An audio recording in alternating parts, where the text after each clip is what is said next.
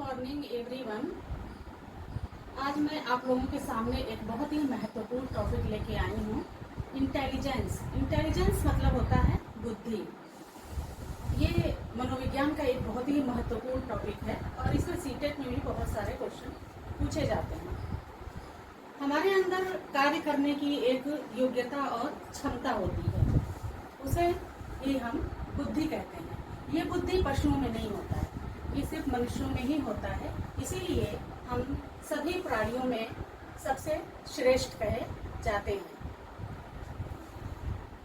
कार्य करने की जो क्षमता और योग्यता है ये सब में बराबर नहीं होती, किसी में कम होती है और किसी में ज्यादा होती है। जो कार्य करने की ये योग्यता क्षमता भिन्न भिन्न मनुष्यों में भिन्न भिन्न पाई जाती है, इसे ही हम इंटेलिजेंस कहते हैं। इसी बुद्धि के कारण मनुष्य एक प्रगतिशील प्राणी कहा जाता है। सबसे पहले बीने ने इस पर एक्सपेरिमेंट किया और 1903 में बुद्धि का परीक्षण और मापन किया, इसलिए इनको फादर ऑफ इंटेलिजेंस भी कहा जाता है।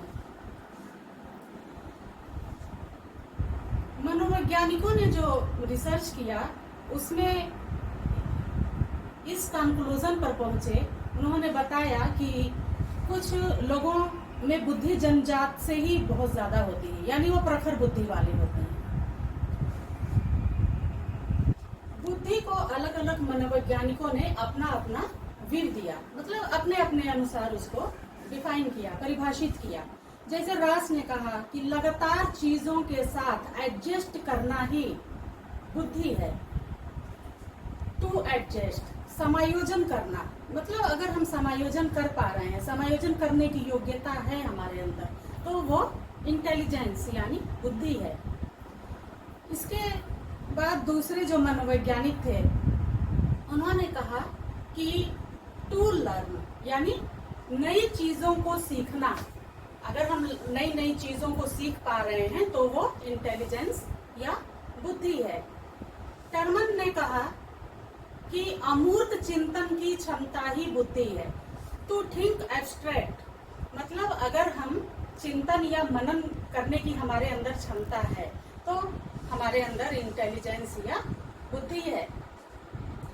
चौथा पॉइंट है बुद्धि समग्र योग्यता के रूप में, यानी अगर हम किसी कार्य को समग्र रूप से पूरा कर पा रहे हैं तो वो हमारी बुद्धि है, यानी टू एग्रीगेट, समग्र रूप में काम करने की क्षमता या योग्यता है तो वो बुद्धि है।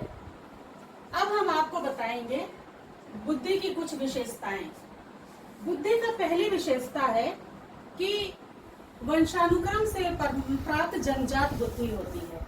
ऐसा माना जाता है कि बुद्धि जो है वो जन्मजात होती है। दूसरा पॉइंट यह है कि बुद्धि वो ज्ञान में अंतर होता है। इससे यहाँ पर आशय यह है, बुद्धि और ज्ञान में अंतर से आशय यह है कि मान लीजिए कि अगर हमारे अंदर बहुत नॉलेज है लेकिन अगर हम वातावरण के साथ समायोजन नहीं कर पा रहे हैं या किसी काम को कर नहीं पा रहे हैं तो फिर वो ज्ञान किसी काम का नहीं है, जस्ट वो एक नॉलेज है। बुद्धि और ज्ञान में अंतर है।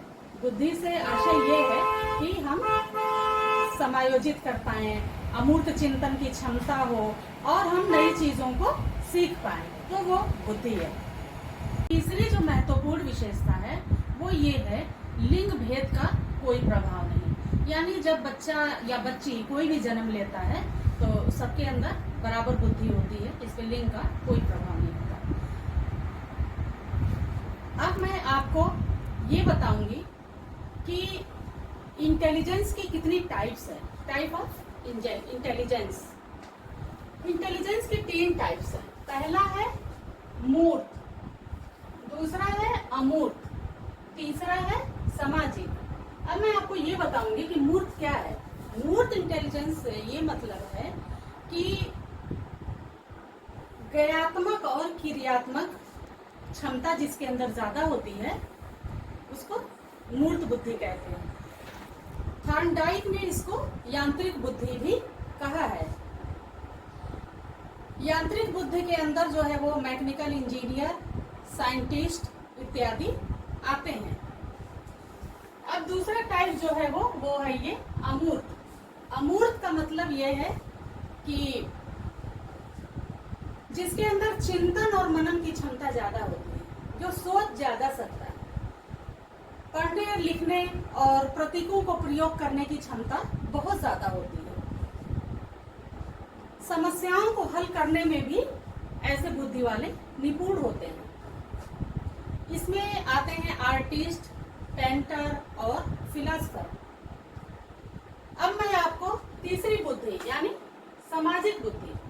सामाजिक बुद्धि से आशय ये है कि समझने तथा व्यवहार करने से, मतलब वो उनके अंदर समझने और व्यवहार करने की एबिलिटी ज्यादा होती है।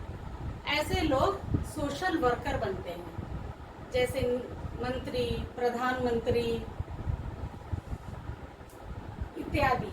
आपने देखा है अक्सर मंत्री जो हमारे देश के होते हैं वो लोग कम पढ़े लिखे होते हैं, फिर भी इतने बड़े देश को कैसे चलाते हैं? क्योंकि उनके अंदर समझने और व्यवहार करने की क्षमता ज्यादा होती है। अब मैं आपको ये बताऊंगी कि इस इंटेलिजेंस यानी बुद्धि को कौन कौन से तत्व प्रभावित करते हैं। अफेक्टिव इंटेलिजेंस सबसे पहला इसमें जो टॉपिक है वो ये है वंशानुक्रम। वंशानुक्रम से तात्पर्य ये है कि ज्यादातर लोगों में जन्मजात बुद्धि ज्यादा होती है।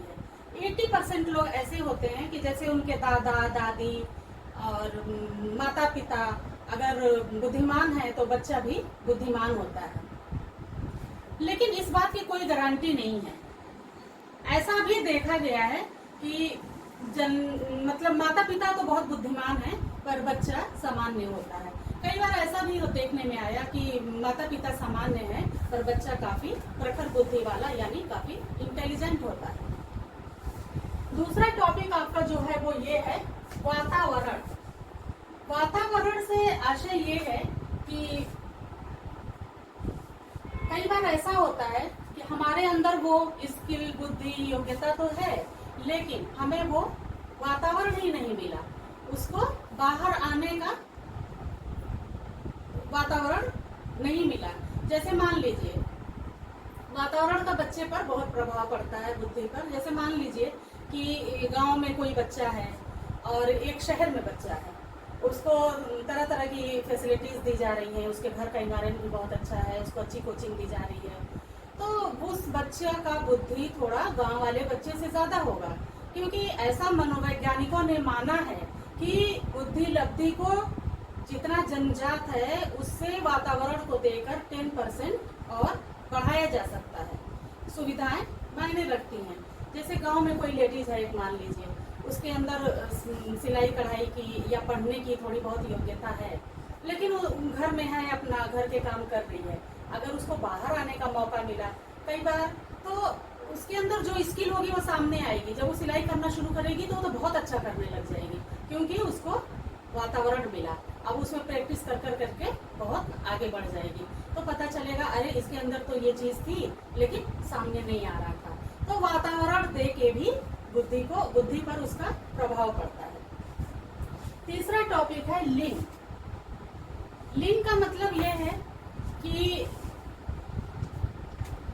जन्मजात तो मतलब लड़का लड़की बुद्धि बराबर होती है, कोई फर्क नहीं होता, लेकिन आयु के अनुसार थोड़ा डिफरेंस होता है। जैसे लड़की जो है वो जितनी मेच्योर 18 साल में होगी, लड़का जो है वो 14 साल में ही मेच्योर हो जाता है। चौथा टॉपिक है आपका स्वास्थ्य।